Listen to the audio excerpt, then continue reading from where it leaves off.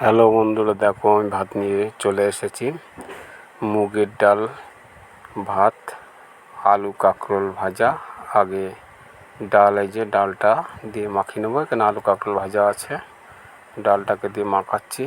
দেখো, সকালের খাবার এটাই হবে। দুপুরে কী হবে সেটা পরে হবে। ডালটা তোমার পাশে নুন রেখেছিলাম, নুনটাকে খুঁজে পেলাম না, ডালের সঙ্গে মিশে গেছে, তা মেখে নিয়েছি, অসুবিধা হবে না। লবণ যা নিয়েছি সেতেই হয়ে যাবে। তবে আমি যে লবণটা নিয়েছি এটা ভাজা লবণ, লবণটাকে আমি ভেজে রাখি, সেই ভাজা লবণটা দিয়ে খাই। একদিন ভাজলে অনেক দিন চলে। ডালটা ভালোই লাগছে, খারাপ হয়নি একেবারে। আজকে সেইভাবে ডালটাকে রান্না করিনি, প্লেন সিম্পলভাবে ফোড়ন দিয়ে রান্না করেছি ডালটা।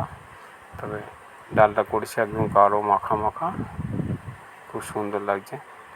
আর কাঁকরোলটাও আলু কাঁকরোলটাও ভাজা করেছি, একদম কড়া করে কড়কড়ে করে ভাজা করেছি, ওটা দিয়ে ভালোই লাগছে। কাঁকরোল ভাজা নিয়ে নিচ্ছি পাশে, সুন্দর লাগছে, অসুবিধে নেই, খেতে ভালোই লাগছে।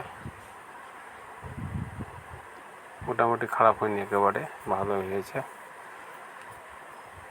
ওপাশে আবার কি একটা আওয়াজ করছে, সেটাকে একবার দেখতে গেলাম। অসুবিধা নেই, অসুবিধা হবে না। ইঁদুর না কি একটা আওয়াজ করছিল, তাই উঠে চলে গেলাম, ঠিক তাড়িয়ে দিয়েছে। সে খটং খটং করে আওয়াজ করেই যাচ্ছে। মানে কী আবার হয়তো এসেছে, কী বা খটখট করছে বুঝতে পারছি না, আবার করছে। এটাকে দিয়েছি তাড়াই, এবারটা চলে গিয়েছে।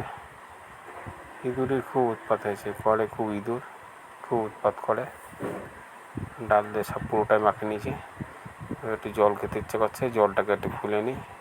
আবার খেতে বসে জল লাগে, জল না হলে আমি খেতে পারি না। ঢকঢক করে খানিকটা জল খেয়ে নিই, তাহলে আবার খেতে ভালো লাগবে। না এত জল না খেলে আমি ভাত খেতেই পারি না। অসুবিধে নেই, খাবারগুলো আলু কাঁকরোল ভাজাটা ভালোই লাগছে খেতে। ভিডিওটা দেখে ভালো লাগলে লাইক, কমেন্ট, শেয়ার এবং চ্যানেলকে সাবস্ক্রাইব করে দেখা হবে আবার অন্য ভিডিওতে।